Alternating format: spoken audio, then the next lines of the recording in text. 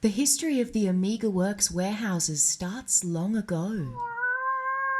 The Haringey Warehouse District was once agricultural land, owned by medieval knights. For the order of St. John of Jerusalem! These knights' mission was to care for sick pilgrims. Whoops. And they're still doing it today, although with more horsepower. Seems the spirit of caring for communities started at the warehouses before they were even built. To care!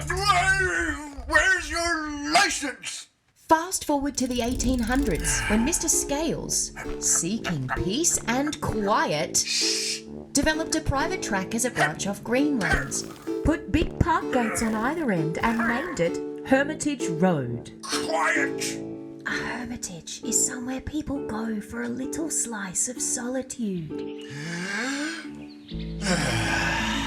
By 1869, Hermitage Road had a handful of houses.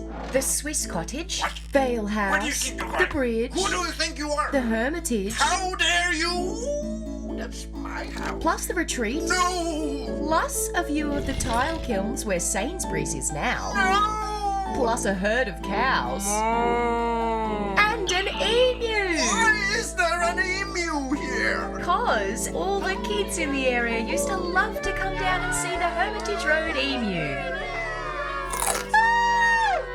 By 1893, the railroad had brought more people to Haringey, with new houses and new stories. What can we say? Haringey is a nice place to be. By the 1930s, the Challen Piano Factory in Hendon was feeling, A bit pokey. but that gave Willie Evans an idea. Something bigger! Piano. Willie piano, set about piano. designing a piano that would change history. A famous piano. The ultimate piano. The biggest piano in the world! Oh, it's got to be... Oh. Elegant, strong, and curvy. Award-winning architect Captain A.P. Lloyd at your service. Oh, the pleasure is all mine. To build an iconic piano, you need an iconic warehouse. And so, on Hermitage Road, construction began on Europe's most modern piano factory, Amiga Works. The factory that built some of the most famous pianos in history, like Willie's big idea, The Challen Giant. That's it, bring her in. the biggest piano in the entire world at the time, 11.8 feet long and weighing over a ton, built for the King's Silver Jubilee. Jubilant. Challen also built the Jangle Box, Jangulant. the piano that the Beatles used to write some of their greatest hits and which is still in Abbey Road today. That's a great piano. We should let it be on the album. The pianos out of Amiga were so good, the BBC had an exclusive contract to use them for their broadcasts. This is the BBC. Amiga was making musical headlines, but there was more news on the horizon.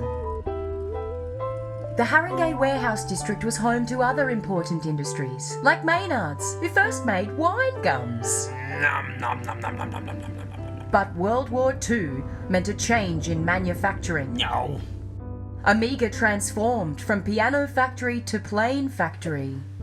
We shall fight them on the beaches. We shall fight them with pianos. Yes, that's the key.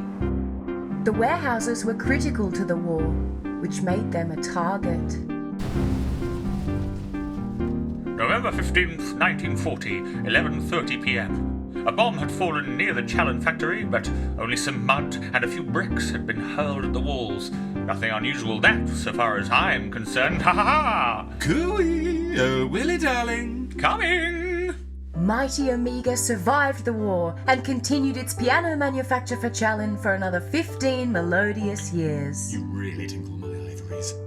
In 1959, the keys of Amiga changed into new hands and it transformed from instruments to interiors. HK Furniture made adventurous Art Deco armchairs. And chairman Joe Lawrence also had big ideas. I call this one the Diplomat. HK's robust furniture made them renowned worldwide. Even the Queen wanted a seat. Your Majesty, Oh, yes, very nice. try the Amiga Suite. Ah! It's a bestseller.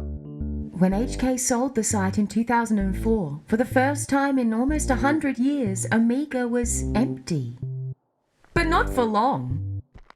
Wow, what a groovy place.